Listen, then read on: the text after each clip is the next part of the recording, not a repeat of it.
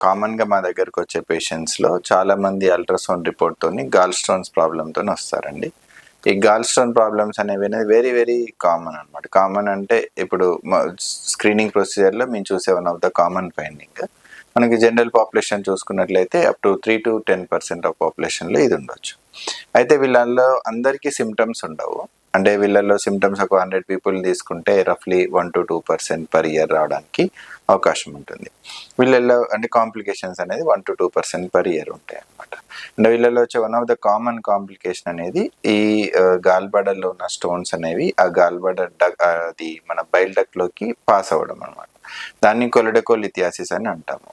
అంటే దాన్నే condition CBD stones అని అంటాము. ఈ కండిషన్స్ ఉన్నప్పుడు వాళ్ళు జనరల్‌గా మనకు జాండీస్, ఫీవరు, పెయిన్ అబ్డామిన్, ఒక్కొక్కసారి యాజ్ ఎ కాంప్లికేషన్‌గా ప్యాంక్రిటైటిస్ అనేది కూడా వీళ్ళకు రావచ్చు. ఇది మన కామన్ కాంప్లికేషన్.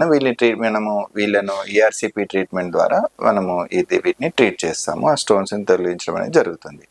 ఇంకా పెద్ద స్టోన్స్ ఉన్నప్పుడు మనము అడ్వాన్స్డ్ ప్రొసీజర్ లిథోట్రిప్సీ మెథడ్ ద్వారా మనము ఎండోస్కోపికల్లీ తీయొచ్చు.